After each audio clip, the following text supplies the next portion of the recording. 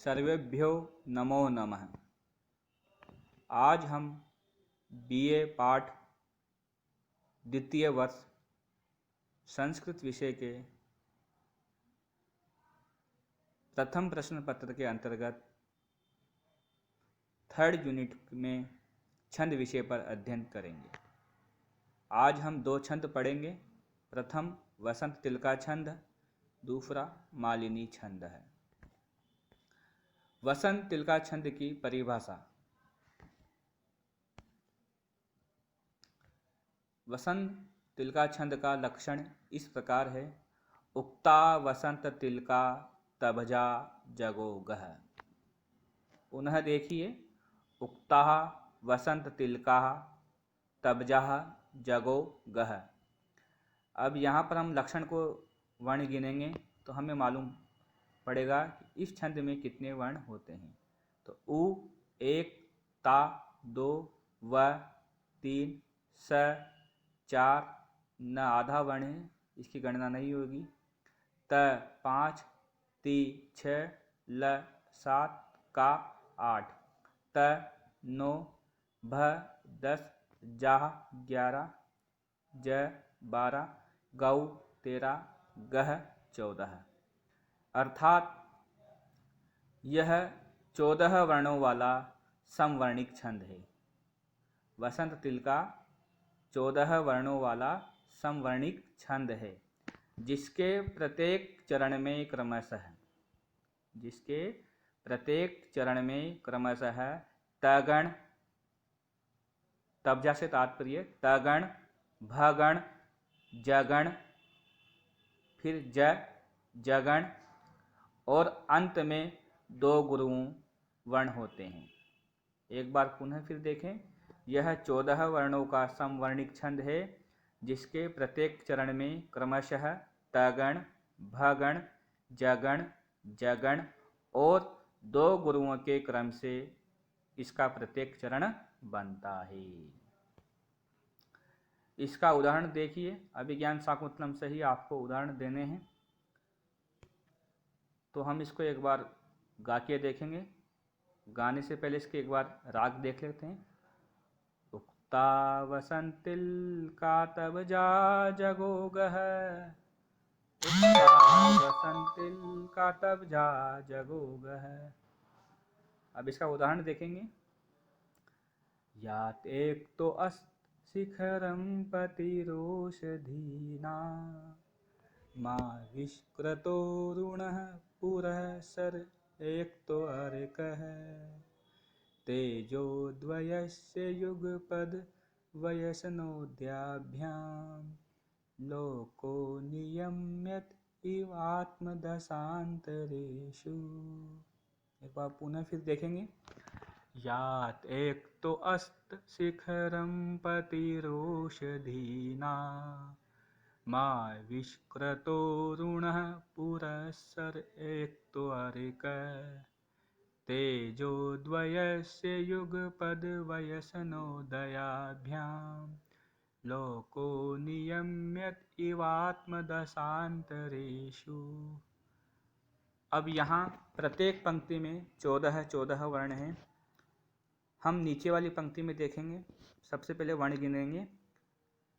लो 1, को 2, नी 3, य 4, आधा म की गणना नहीं होगी, फिर पुनः य 5, त 6, ई 7, वा 8, म 9, द 10, शा 11, त 12, रे 13 और शु 14। तो यह इसमें 14 वर्ण, लक्षण में भी 14 वर्ण बताए गए हैं। फिर इसके बाद में तबजा जगोगह, तगण, भगण, जगण, जगण और अंत में 2 गुरु वर्ण होने चाहिए। तो देखेंगे।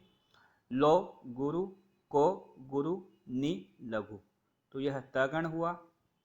यह के आगे आधा म है तो लघु वर्ण गुरु में हो गया, तो यह गुरु, फिर यह गुरु लघु, त लघु।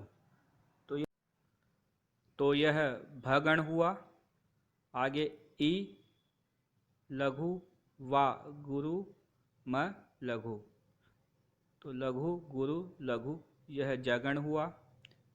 आगे द लघु शा गुरु त लघु, तो यह भी लघु गुरु और लघु के योग से जगण हुआ। रे पे ऊपर एक की मात्रा है गुरु और श पे छोटा ऊ है, तो लघु होना चाहिए। लेकिन एक नियम है कि छंद के चरण के अंतिम पंक्ति के अंतिम वर्ण को लघु वर्ण को गुरु कर दिया जाता है। माशम मशम कुर्यात छंदोभंग न करेंगे, अर्थात भले ही लघु वर्ण को गुरु कर दे पर छंद को भंग नहीं करना चाहिए। इस हिसाब से इसे भी हम गुरु मान लेते हैं, पर यह छंद के पंक्ति में अंतिम वर्ण में ही होता है। प्रत्येक पंक्ति के अंतिम वर्ण को ही हम लघु से गुरु कर सकते हैं। इस प्रकार इस छंद में तगण भगण जगण जगण और दो गुरु के योग से 14 वर्ण होते हैं।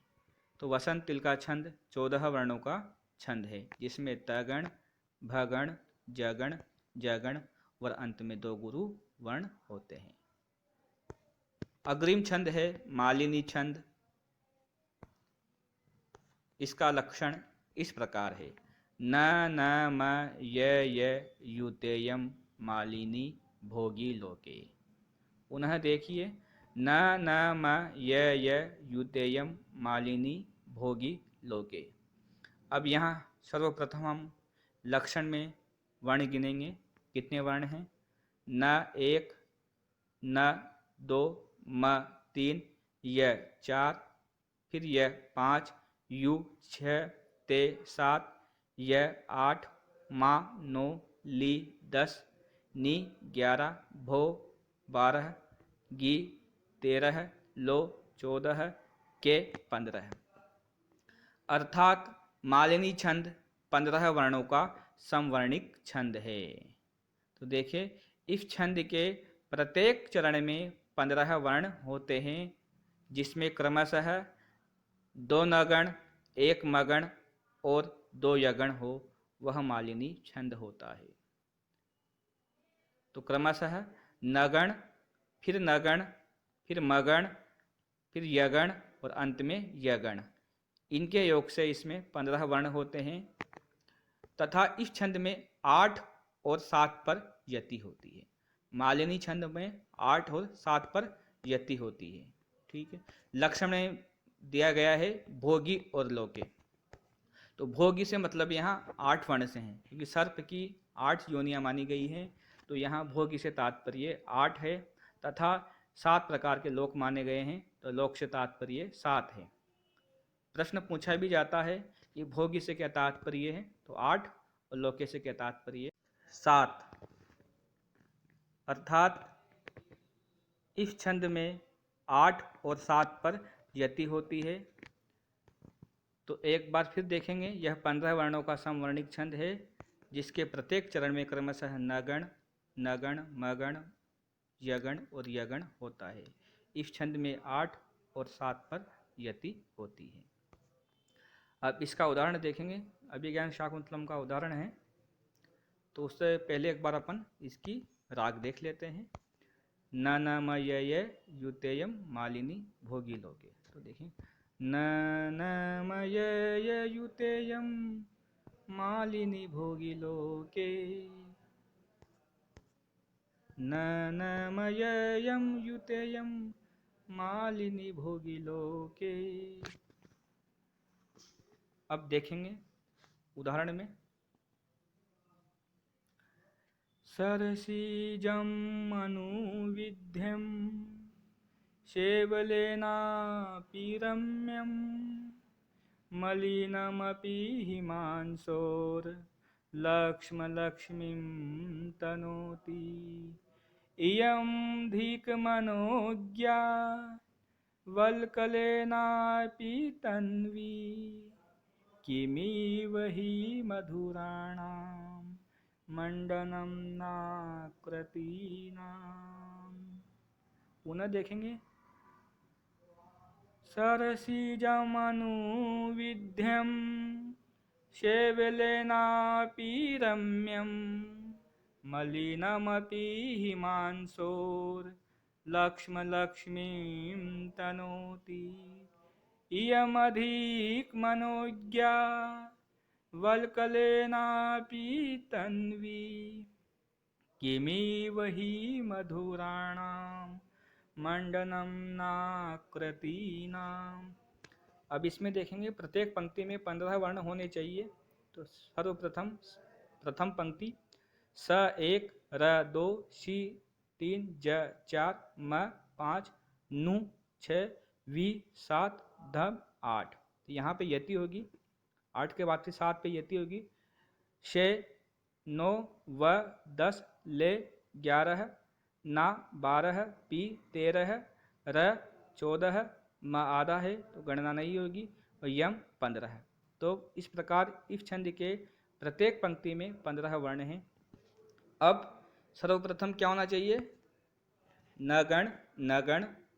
तो देखेंगे न स ल, न गण में तीनों ही वर्ण लघु होते हैं। तो देखें स लघु र लघु सी लघु, तो यह न गण। फिर उसके बाद न गण तो ज लघु म लघु नु लघु, तो यह भी तीनों ही वर्ण लघु हैं तो न गण। फिर न म गण, म गण में प्रथम वर्ण लघु मा तारा, तीनों ही वर्ण गुरु होंगे। तो देखें वी लघु है लेकिन आगे आधा ध आ गया तो गुरु, द के ऊपर अनुस्वार तो गुरु और शे गुरु, तो यहाँ पे तीनों ही वर्ण गुरु हैं। फिर न म य गण में देखिए प्रथम वर्ण लघु होता है और आगे के दो वर्ण गुरु होते हैं। तो देखें व लघु ले गुरु ना गुरु, तो यह यगण। फिर पी लघु र क्या गया था मैं तो गुरु और यम गुरु, यह भी गुरु। तो इस प्रकार इस छंद में नगण नगण मगण यगण और यगण के योग से 15 वर्ण होते हैं तथा 8 और 7 पर यति होती है। सुभाषते पंथानः संतु। आज के लिए इतना ही, धन्यवाद।